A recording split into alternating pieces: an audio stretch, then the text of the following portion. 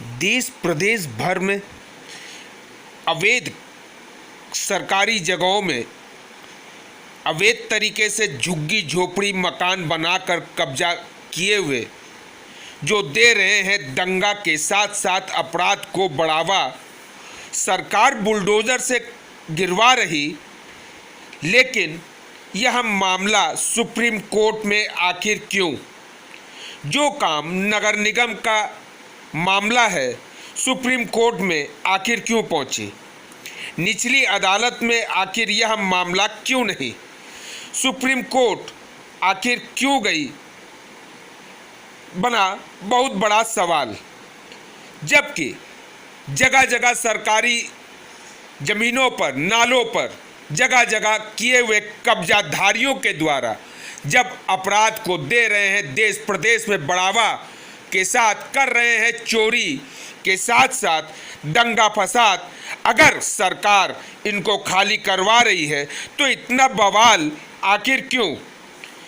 अवैध कब्जाधारियों के द्वारा अपराध को बढ़ावा देने के साथ साथ जगह जगह दंगे करवाकर देश में अराजकता का माहौल खराब किए हुए हैं। बताते चले, बांग्लादेशी मुसलमानों के साथ साथ कई अन्य मुसलमानों के द्वारा देशों में अराजकता का माहौल खराब किए हुए हैं।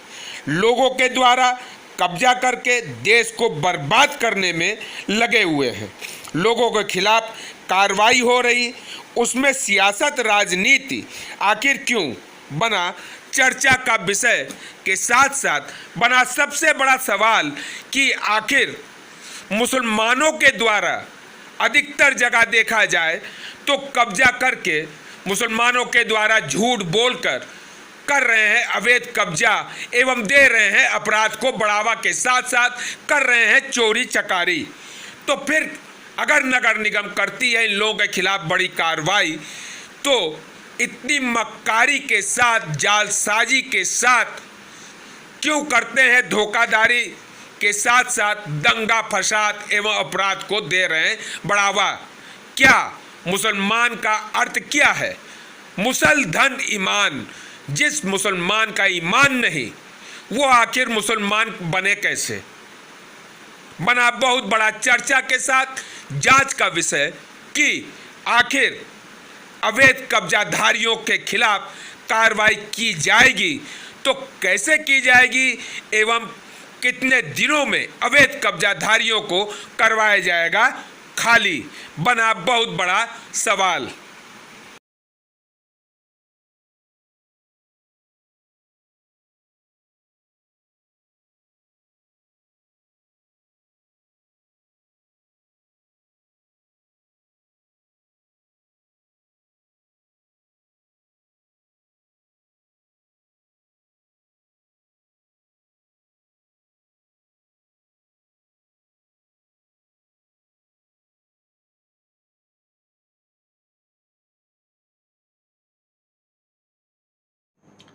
अभी जो सुप्रीम कोर्ट का ऑर्डर आया है जहांगीरपुरी में बुलडोजर पर स्टे का ऑर्डर, ये बहुत सारे